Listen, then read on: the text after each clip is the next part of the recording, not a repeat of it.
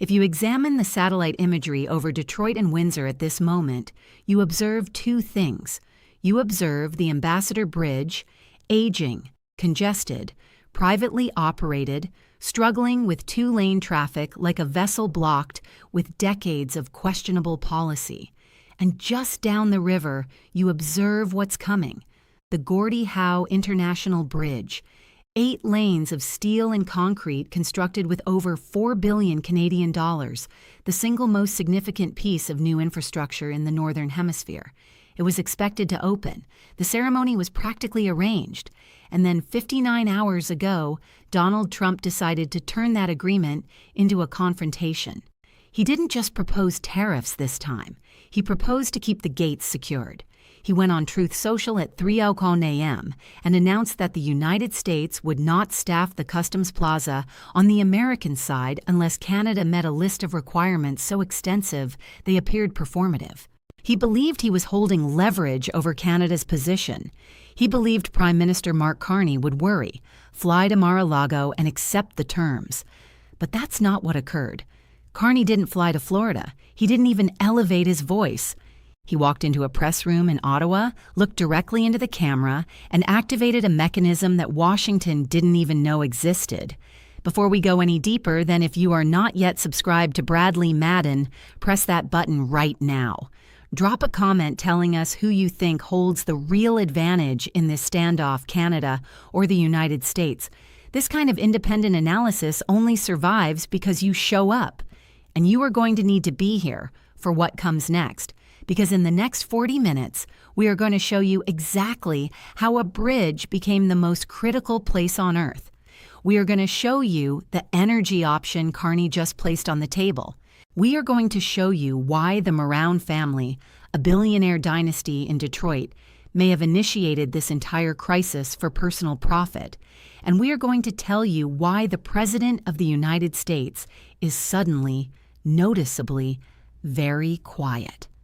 Let's get everyone on the same page. This moved fast, and if you've only seen the headlines, you've missed the real story. Rewind 72 hours. The Gordie Howe International Bridge, named after the legendary Canadian hockey icon, is physically complete, fully constructed, fully connected to the interstate systems on both sides of the river. The Windsor-Detroit Bridge Authority confirmed this in writing, on track for opening in early 2026. The bridge connects Windsor, Ontario, directly to Detroit, Michigan. It runs Highway 401 straight into Interstate 75. For the auto industry, for the supply chain, for the hundreds of millions of dollars that cross that river every single day, this bridge is not a convenience. It is essential. Then the notification dropped. A White House social media post hit Truth Social on a Monday night. In a 299-word statement, Trump announced, and we are quoting him directly here, "I will not allow this bridge to open until the United States is fully compensated for everything we have given them. And also, importantly, Canada treats the United States with the fairness and respect that we deserve." He added, "With all that we have given them, we should own perhaps at least 1/2 of this asset." Stop. Reread that. The United States should own at least 1/2 of a bridge that Canada paid for entirely, a bridge where Canada covered over $4 billion in construction costs, a bridge where under the Canada-Michigan crossing agreement signed in 2012, Michigan already owns 50% of the asset for free with no financial investment. Canada paid for both sides of the border. Canada paid for the American Customs Plaza on the Michigan side. And Trump is saying, the U.S. deserves more. Windsor Mayor Drew Dilkins called it publicly on CNN. It's just unreasonable. And it gets more concerning because the claim that the bridge was built with virtually no U.S. content, Trump's own words, is demonstrably false. Ontario Premier Doug Ford broke it down plainly. 75% Canadian steel and concrete because Canada paid for it. 25% American, and the Michigan side interchange, the highway connections, the entire U.S. approach, all American workers, all American steel, all American concrete. As reported by the Detroit News, former Republican Michigan Governor Rick Snyder wrote an op-ed saying, "Trump was simply incorrect. Canada and the state of Michigan are 50-50 owners of the new bridge, Snyder wrote. Canada was generous and financed the entire bridge. They will get repaid with interest from the tolls. Michigan got their half ownership with no investment. That's a Republican governor correcting his own president on one of the most consequential infrastructure disputes in recent memory. But wait, it gets more concerning, because there is a money trail in this story that changes everything. Receipt number 1, the Moran family. Here is what nobody led with in the initial wave of coverage. As reported by the New York Times on February 10th, Trump's social media statement about the Gordie Howe Bridge came shortly after a meeting between Commerce Secretary Howard Lutnick and Matthew Maroon, the billionaire heir to the Ambassador Bridge empire. The Ambassador Bridge, the old congested, privately owned crossing just upriver from the Gordie Howe site, has been the Moran family's revenue source for decades. They earn estimated tens of millions of dollars annually from tolls and fuel operations tied to that bridge. The Gordie Howe Bridge, once open, redirects that traffic. It routes it better, faster, cheaper, and it routes it away from the Morans. According to reporting from the World Socialist website citing Crane's Detroit business, the Moran operation spent $250,000 on Washington lobbying in the second half of 2025, specifically over issues related to construction and operation of international bridges. The Moran family also donated more than $65,000 to Trump's re-election campaign and associated Republican fundraising committees. You do the math. Democrats on the House Oversight Committee opened a formal investigation on February 13th into whether Lutnick's meeting with the Moran family directly influenced the Trump administration's decision to challenge the bridge. No official denial came from the White House, no comment from the Morans, just silence, the kind of silence that usually speaks volumes. This is not a trade dispute. This is a private business protection strategy wearing the mask of national policy. And the United States president may have created tension under the most important supply corridor in North America. Not for national security, not for American workers, but to protect one family's toll revenue, a concerning amount. Nobody is saying it plainly enough. So let's say it here on Bradley Madden. Now let's talk about what this bridge actually means, because to understand what Carney did next, you need to appreciate the significance of what's at stake. Receipt number 2. The critical point. The Windsor-Detroit corridor handles roughly 28% of all trade between the United States and Canada. We are talking about somewhere between 438 million and 982 million crossing that river every single day. But it is not just the volume. It is the architecture of how things are made. An average car part, a fuel injector, a seat frame, a transmission gear crosses that border up to 6 times before the finished car rolls off an assembly line. 6 times. The moment you slow that flow, even by 4 hours, even by the friction of one under-resourced crossing point, the assembly lines in Michigan, Ohio, and Kentucky do not slow. They stop, and they stay stopped. As reported by Michigan consulting firm Anderson Economic Group, every additional week the bridge remains closed costs the regional economy $7 million per week. And that is before accounting for the downstream effects on Ford, GM, and the entire first and second tier supplier network. Michigan Senator Alyssa Slotkin said it plainly in a statement posted on social media. President Trump's challenge tonight to disrupt it is harmful for our state's economy. Canceling this project will have serious repercussions. Higher costs for Michigan businesses, less secure supply chains, and ultimately fewer jobs. With this challenge, the president is disadvantaging Michiganders for a trade dispute he started.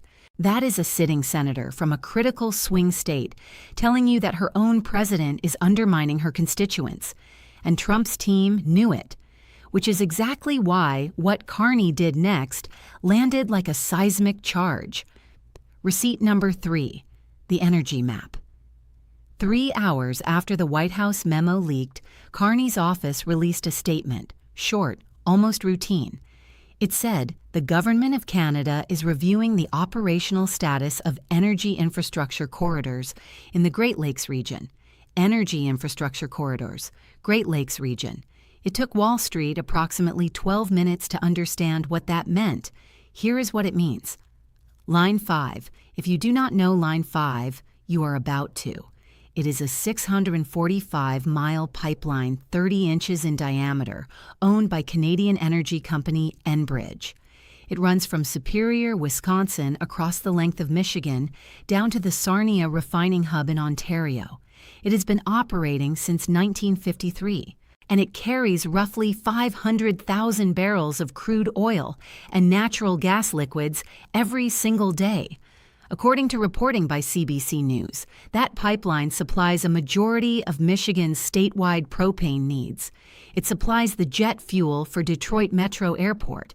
It feeds the Toledo refineries that supply gasoline to the entire Midwest, swing states included. Ohio, Wisconsin, Michigan, the very states Trump needs to win elections. And here is the detail that makes this a pressure point of extraordinary precision. The state of Michigan has been attempting to shut Line 5 down for environmental reasons since 2020. Governor Gretchen Whitmer revoked Enbridge's easement to run the pipeline through the Straits of Mackinac. Canada invoked a 1977 transit pipeline treaty to keep it open. The litigation has been ongoing for years. As recently as January 6, 2026, Michigan was still filing appeals in federal court over the issue. But here's the thing nobody has said out loud yet. Canada has been working to keep Line 5 open. Canada has been the force keeping that oil flowing into Michigan. If Carney decided to stop working, if Ottawa quietly withdrew its treaty protection or began a market review of upstream supply on the Canadian side, Michigan runs low on propane within weeks. The Toledo refineries feel it within months.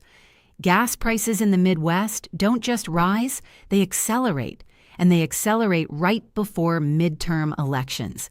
That is what Carney was signaling with that simple bureaucratic sentence about energy infrastructure corridors. He was not proposing to cut the supply. He was proposing to stop maintaining them on. Look at the markets. The moment news broke that Carney was reviewing energy corridors, the Canadian dollar did not collapse. It increased slightly. Why? Because traders understand who holds the physical commodities in this standoff. Meanwhile, as documented in financial coverage following the announcement, futures for Midwest heating oil increased noticeably in the immediate aftermath. That is the market confirming what the political analysts wouldn't say. Canada is not bluffing, and the informed investors in New York know it. The detail that tells you everything. Here's the detail that tells you everything. Usually, when Trump announces a protectionist measure against a foreign nation, the Teamsters and the United Auto Workers are the first ones supporting. Protect American jobs, secure the border, rebalance the playing field. Go check their statements on the Gordie Howe Bridge. What you find is not celebration. What you find is concern. Because the UAW knows what the Gordie Howe Bridge actually is. It is a critical project for American automakers. They know that if that bridge stays closed, if the supply chain tightens, if the parts stop flowing 6 times before final assembly, Ford and General Motors lose ground to competitors in Mexico and the American South who face none of these interruptions. They are not cheering. They are making calls to the White House right now, pressing firmly for a resolution. And Carney knows it. If you have been watching Bradley Madden for a while, you know we do not just cover the headlines. We cover the structure beneath the headlines. Press the like button if this breakdown is adding to what you are seeing elsewhere. Drop us a comment. We read everyone. Now let's talk about why Trump believed this would work, why it is backfiring, and why this is not the Canada of 2018. Trump operates on a well-worn approach. Maximize pressure, wait for the target to break, accept a concession, and declare victory. He used it on Mexico over migration. He used it on NATO over defense spending. He used it on Canada during his first term with aluminum tariffs, and it worked in part because the targets generally yielded.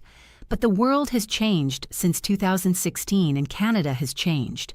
Trump is deploying a 20th century pressure tactic against a 21st century integrated economy. He believes the border is a gate he can lock. But the border is not a gate anymore. It is a network. It is a pipeline. It is a just-in-time delivery system running 24 hours a day across 4,000 miles of shared frontier. When he proposes to close that bridge, he thinks he is blocking Canadian goods. He thinks he is penalizing foreigners.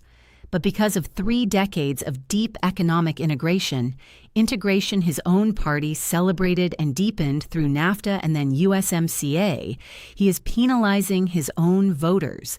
He is penalizing the factory in Grand Rapids, the truck driver in Toledo, the construction site in Pennsylvania, waiting on Canadian lumber that now costs 25% more.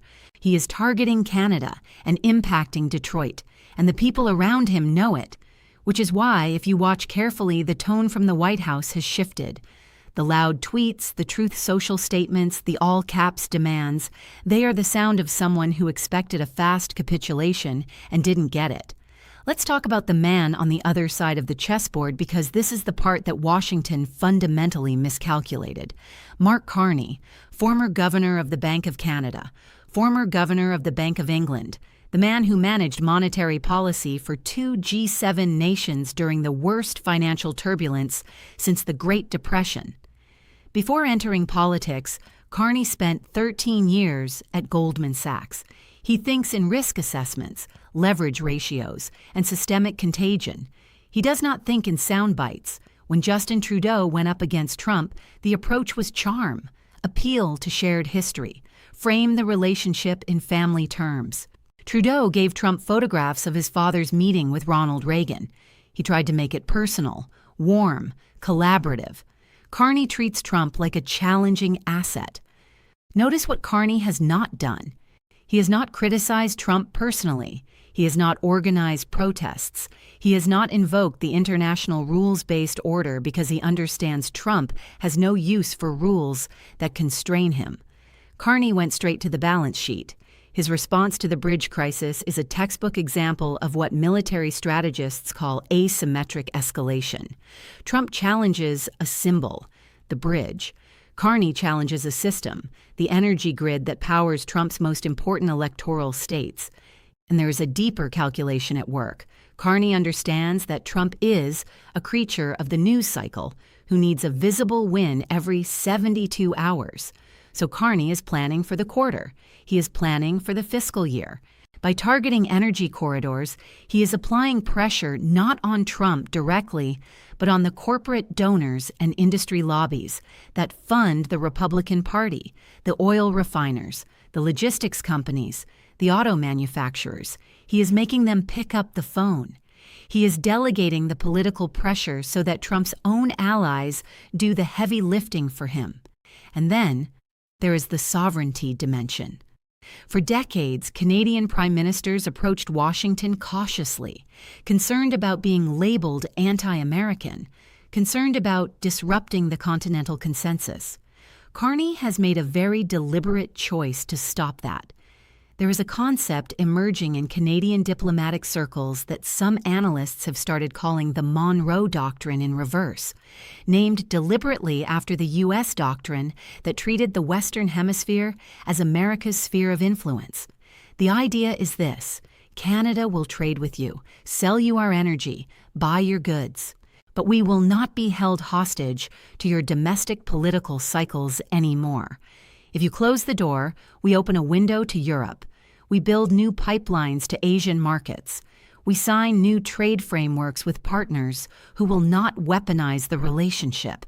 And if you block our bridge, we stop working to keep your Midwest warm.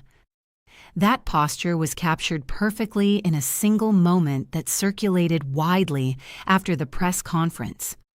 Reporters caught Carney leaving Parliament Hill. A journalist called out a question asking if the Prime Minister was concerned about further American retaliation. Carney stopped, adjusted his cufflink, looked directly at the journalist, and said, "The bridge is built. The concrete is dry. We're opening it. Whether the Americans decide to show up for work is entirely up to them. and then he got in his car. That is the energy.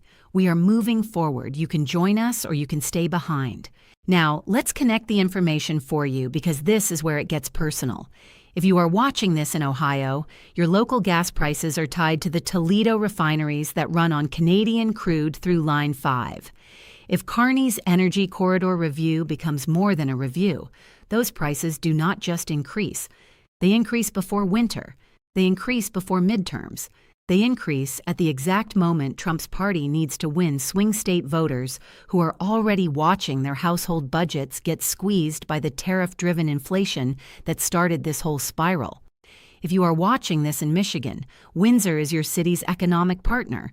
The auto sector on both sides of that river is one organism.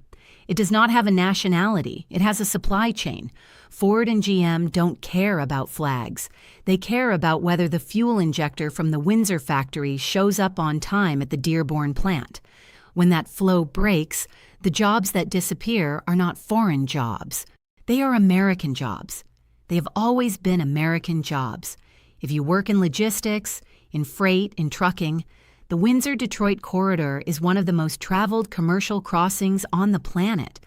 The moment you add uncertainty to that corridor, every contract gets repriced, every insurance policy gets reviewed, every carrier charges more per load to account for the political risk, and that cost flows downstream to every shelf, every warehouse, every consumer. This is not abstract. This is already in the prices you are paying. And it is about to get either much better or significantly more challenging, depending on what happens in the next 3 weeks. As reported by the Globe and Mail, opinion from within the United States, including from conservative media readers, ran roughly 50-1 against Trump on this bridge dispute. That is extraordinary. That is not a polarized reaction. That is a bipartisan cross-ideological recognition that what just happened in Washington is not protecting American interests. It is damaging them. So where do we go from here? I see 3 paths, and I want to be honest with you. Only one of them ends well. Path 1, the quiet resolution. The auto lobby is already calling the White House. The energy industry is watching the Midwest heating oil futures and doing the math. Republican candidates in Michigan are watching their polling margins and doing the math. The pressure builds to a level where Trump can no longer afford the cost of holding the line.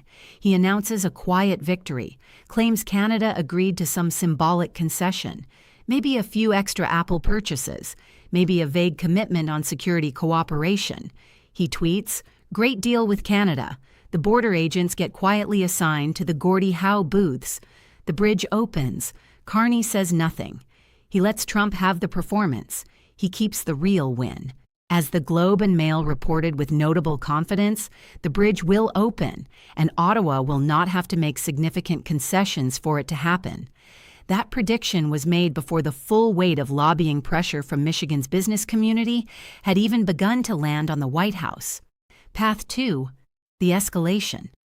Trump's ego overrides his political calculation. He feels publicly challenged by Carney's composed silence. He doubles down.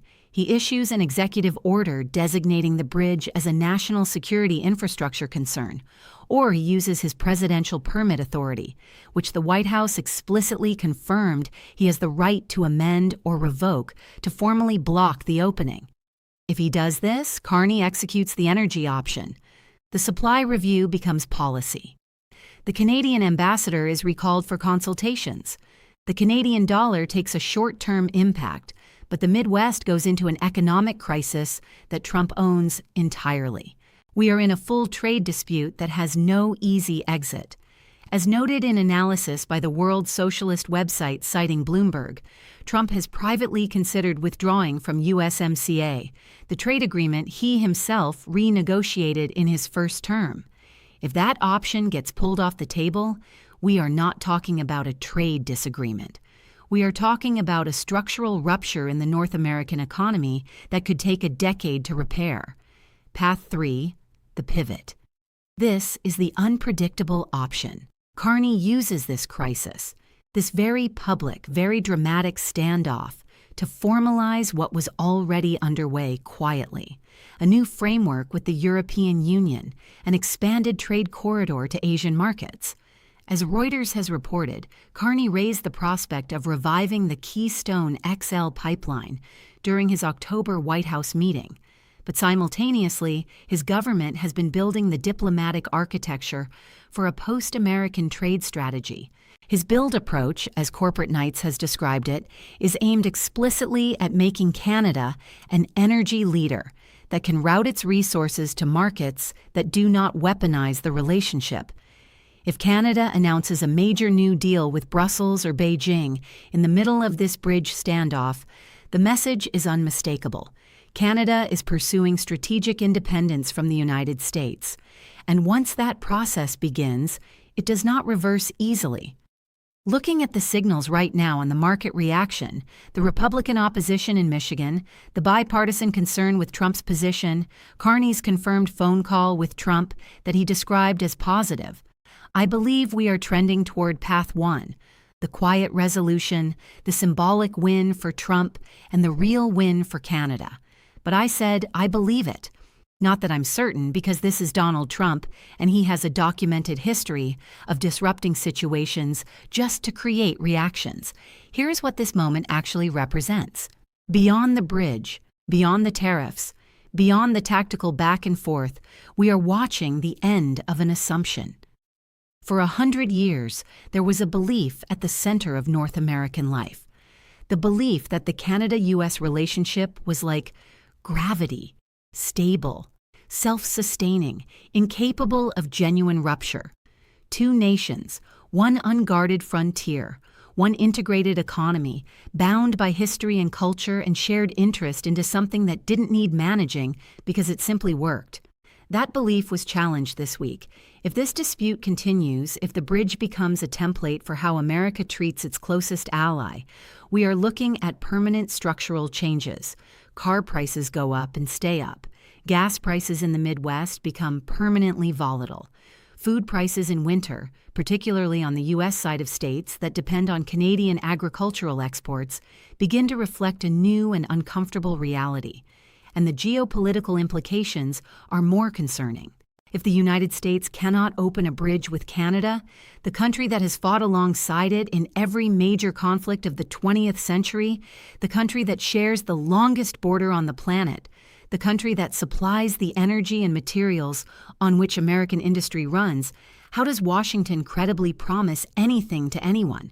How do you tell Europe you support them? How do you tell Taiwan you are a reliable partner? How do you lead the world when you cannot staff a customs booth in Detroit? The American-led global order, the era of American global order, was always built on the credibility of American commitments.